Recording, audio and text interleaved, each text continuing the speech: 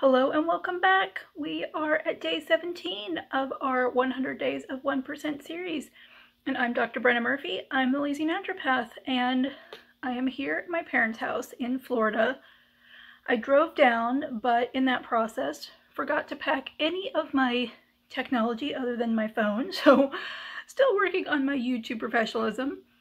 And my phone is currently balancing on a printer box on the bed in my parents' guest bedroom. But I thought you guys might like this view instead of a blank wall, because here are pictures of little me and little Thomas, my brother. And then there's me and my brother. So some different pictures in the background from our youth. All right, let's hope this whole thing doesn't fall over. Okay, so we are going to use this super wonky setup to talk today about how to truly test your thyroid function. A lot of people suffer from hypothyroidism, especially a lot of women over 35 suffer from hypothyroidism. And often your doctor will do a really kind of cursory test called TSH, thyroid stimulating hormone. And that's just as a screening test to see how your thyroid's working. There are two things wrong with TSH. One, I mean, it's a really good test if you're really off, but one is it's not comprehensive. It really is a screening test, not a comprehensive look at your thyroid.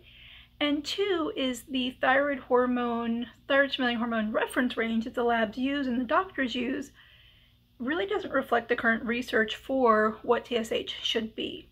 And they've actually even adjusted this down over the last, I think, 5 years. But the TSH reference range runs from about 0.4 to 4.5, but the more current research is showing that your TSH should really be less than 2.5 to indicate a optimally functioning thyroid gland.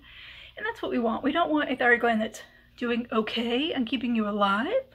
We want one that's really doing its job well, because the thyroid function is super critical for every single organ in your body. Now, TSH is thyroid stimulating hormone. It is the hormone made by a part of your brain called the anterior pituitary that tells the thyroid to do its job. It's like a memo from middle management saying, here's your work for today. Now, if the employee, the thyroid, isn't getting its work done well, the manager will send more and more memos saying, hey, where's that work production? Hey, where's that work production? So the higher TSH goes, that's an indication of low thyroid functioning. So again, it's a good screening test. It's a good sort of general, quick, easy to run snapshot of, are we having employee issues? How many times is management having to tell that employee what to do? But it doesn't actually measure the quality or the quantity of true work function. So we do want to measure the quantity and quality of true work function to get a good view, a comprehensive view of what's going on with your thyroid. And the way that we measure that is called T4 and T3. Now, what happens in the body frequently, and it happens with thyroid hormone, is we'll make a hormone in an inactive form and then activate it right before it needs to be used. So think of it like a road flare. You can have road flares in your trunk, and they're bright orange or bright red. You know, if you put them on the road, people might see them. They might slow down some, but you can carry them around in the trunk of your car for a year or more, you know, kind of with them waiting to be ready to go. And then when you need to activate them, you break off the top, and now it's super bright, but only for like 30 minutes to 60 minutes. So you go from a year of kind of half-life of, you know, time that it will survive to less than an hour. So thyroid hormone's the same way. So T4 means we have 4 iodines attached to the thyroid hormone, and that is the more inactive form of thyroid hormone as it floats around the body. Now again, it has some functionality, just like a bright red road flare has some functionality, but not as much function as when you actually activate it. So at the cellular level, typically we'll break off an iodine. Now we have T3, and that is the super active form of thyroid hormone, but much shorter lived. So we can measure total T4 or total T3, and that's sort of measuring or counting all the T4 available. But a better measure is free T4 or free T3. So think about total T4, like measuring the road flares at your local AutoZone. so how many were made, but free T4 is how many are in your trunk, and then total T3 is sort of, over the entire highway, how many road flares can be activated. Free T3 is how many are activated. So by measuring the actual amount that is free floating, ready to go, we're getting a much better read of your true thyroid function. And that's what we want. We don't want to know the sort of big fuzzy view of your thyroid, which is TSH. We want to know the finite, detailed, actual view of your thyroid, which is TSH plus free T3 and free T4. And one of the reasons that it's really useful, actually beyond useful, critical, to measure both the actual thyroid hormone and the T4 and the T3 is you can be making T4 but not activating it. So your TSH will look normal or maybe slightly out of range, but not critical, not enough that maybe somebody would be triggered to treat. You may watch and wait, but if you actually look at the T4 and T3, you might say, oh, wait a minute, those actual numbers are not where we want them to be, because T4 has to be converted into T3, and things can get in the way of that process. So part of a comprehensive, true look at your thyroid hormone production is TSH, free T4, free T3. Now, sometimes it will be valuable to do a test called reverse T3, and that's measuring, instead of the healthy T3 that works in your body, so your body turning T4 into normal T3, your body can also turn T4 into kind of non-functional T3. So it looks like T3, but it's not quite the right shape, and it doesn't work. And things like stress will increase the amount of reverse T3, insulin resistance and blood sugar issues increase the amount of reverse T3, chronic illness, crash dieting. So when we measure just free T3, both types of T3 will show up. And so if usually we'll look at reverse T3 if you're on a thyroid hormone support, you're on a thyroid protocol, we are doing things that we know work, but they're not working in you. Then we'll do a deeper dive and say, okay, is it a T3 or a reverse T3 issue? And is there another layer that we haven't addressed there? So that's not a standard thyroid test, even from the functional medicine world, but it is a useful test in certain situations. Now, something else that is important to look at, especially early in a thyroid workup, are thyroid antibodies. Most hypothyroidism, which is underactive thyroid, is caused by an autoimmune condition called Hashimoto's. But a lot of times doctors just assume Hashimoto's exists, but don't actually confirm that Hashimoto's exists. We like to know the details. As functional medicine doctors, as naturopaths, I want to know, are we dealing with an autoimmune version of hypothyroidism or a non-autoimmune hypothyroidism? And let's use those numbers to track how well our therapies are working to control the autoimmune part of this problem. So for hypothyroidism, the two antibodies that can go up either individually or together are anti-thyroglobulin and anti-thyroid peroxidase. Thyroglobulin is the protein that carries thyroid hormone around the body. So if we're attacking it, we can't carry thyroid hormone around. And thyroid peroxidase is the enzyme that adds iodines onto your thyroid. And if you don't have that enzyme, you can't make thyroid hormone. So again, you can have an increase in one of those or both of those. And again, if you have somebody, when we're working with somebody who has thyroid symptoms, maybe their TSH is normal or kind of, say, like 2.75. So even 3, where it's a little off, still in the reference range, but not super clear. And their T4 and their T3 look pretty decent, but they still have all the pictures of a thyroid issue. You can have elevated antibodies, even though the rest of the hormones are still hanging in there. They won't always hang in there. They will eventually start to degrade if this is unaddressed. But the antibodies can be getting in the way of the thyroid hormone. So it's sort of like, your body is creating the product, but at the same time, you have something destroying it or interfering with its functionality. For Graves', which is an overactive thyroid issue, the antibody we see is anti-TSH receptor. So basically, you make the TSH, but it can't be read because the receptor is under attack. Graves' is way less common than Hashimoto's. Hyperactive thyroid is much less common than hypoactive thyroid. And it's a different antibody picture for each condition. Now, beyond the thyroid hormones and direct thyroid measures, we also want to look at nutrition and specific nutrients, because there are specific nutrients that dramatically affect thyroid hormone capability. And again, the thyroid hormone can be okay, the thyroid production can be okay, but these nutrients are low. And so, or the thyroid's capable, but it's missing some of the things it needs. So number one in that is iodine. Thyroid hormone either has 3 or 4 iodines attached to it. So if you're not eating iodine, you literally can't make thyroid hormone. The main source of iodine in a westernized or an American diet is iodized salt. You can get it from some seafood, you can get it from things like seaweed, but the reality is we don't tend to, as Americans, eat enough of the foods that naturally have iodine in them, which is why salt was iodized in the first place. Now, with processed food being such a big component of a lot of Americans' diets, and processed food contains a lot of salt, and that salt tends to be iodized, it is no longer legally required that all salt sold in the grocery store has to be iodized, but they still sell iodized salt.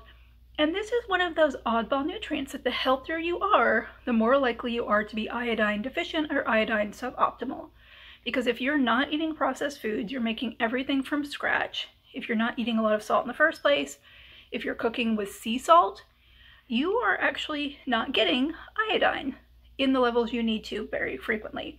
So something I'll recommend all the time is to pick up a cheap canister of iodized salt, they're like $1, and use that with your sea salt, which will give you the other minerals, so you are getting iodine, because again, it's just not something found in the foods that we tend to eat as Americans, so it's very common that we are under iodized if we are mostly making really, really healthy choices.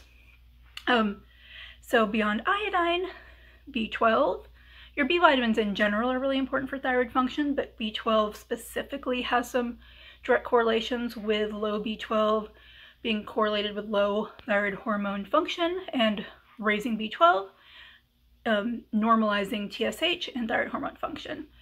So you can test B12 easily with a blood test to make sure that level is optimal.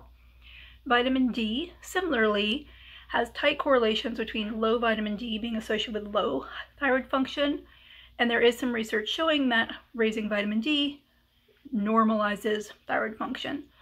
Another big effect of vitamin D is it helps normalize the immune balance, so it blocks the autoimmune fire that can be attacking the thyroid.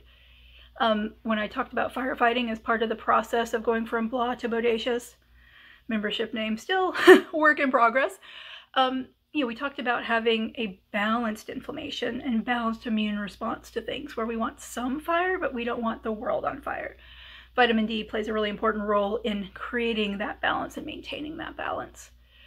So beyond that, we also want to look at iron, and not just iron directly, but also ferritin, which is a storage form of iron. So your doctor may do something called a CBC, which is a complete blood count, which will measure the number of red blood cells, even look at hematocrit and hemoglobin, which is sort of a breakdown within red blood cells. We like to also do a total iron plus a ferritin, because you need iron for thyroid peroxidase, so you need iron for the enzyme that makes thyroid hormone. And anemia looks a lot like hypothyroidism. Hyperthyroidism looks a lot like anemia, so you do want to make sure that you're addressing both at once or addressing the appropriate one. And ferritin levels, again, sort of correlate with thyroid function. So low ferritin, we also tend to see low thyroid function. And we also see a barrier in truly raising thyroid hormone production and the optimization of that thyroid hormone once it gets out in the world if ferritin stays really low. So we definitely want to look at that.